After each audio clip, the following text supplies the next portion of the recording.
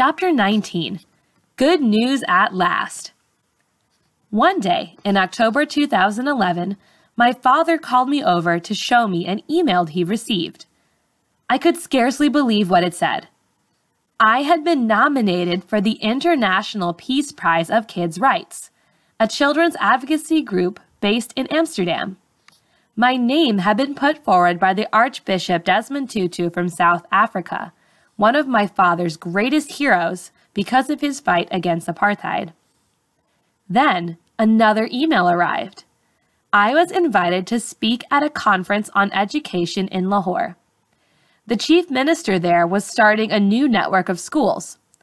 All the children would receive laptop computers.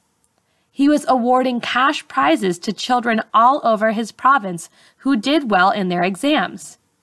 And to my surprise, he was also giving me an award for my campaign for girls' rights. I wore my favorite pink shalwar kameez to the event and decided that I would tell everyone about how my friends and I in the girls' high school had defied the Taliban edict and continued going to school secretly. I wanted children everywhere to appreciate their education. So I said I now knew firsthand the suffering of millions of children who are deprived of an education. But, I told the audience, the girls of SWAT were and are not afraid of anyone. I had been home barely a week when one of my friends burst into class one day and announced that I'd won another prize. The government had awarded me Pakistan's first National Peace Prize. I couldn't believe it. So many journalists descended on our school that day. It was a madhouse. I still hadn't grown an inch by the date of the award ceremony, but I was determined to be seen as authoritative nonetheless. When the Prime Minister presented me with the award, I presented him with a list of demands, including a request that he rebuild the schools destroyed by Fazlullah and that the government establish a girls' university in SWAT.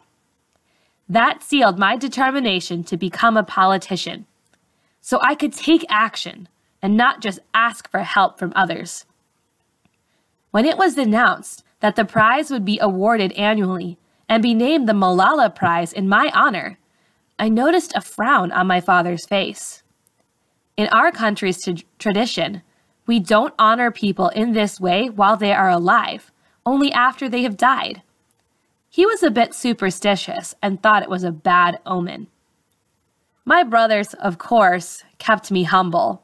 They still fought with me and teased me and wrestled with me for the TV remote. I may have been getting attention from all around the world, but I was still the same old Malala to them. I wondered, though, how all my friends would take this publicity. We were a very competitive group after all. And, of course, there were always Muniba's feelings to consider. I worried that she'd think I'd abandoned her during my travels, or that she had taken up with a new best friend. But there was no time to think about this on my first day back at school. When I arrived, I was told there was a group of journalists waiting to interview me. When I entered the room, I saw all my school friends gathered round a cake, shouting, "Surprise!"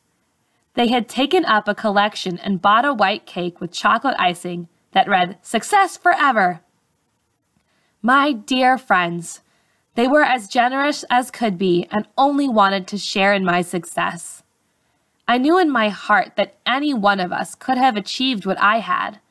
I was lucky that I had parents who encouraged me despite the fear we all felt. "Now you can get back to your schoolwork," Madam Miriam said as we finished our cake. "Exams in March."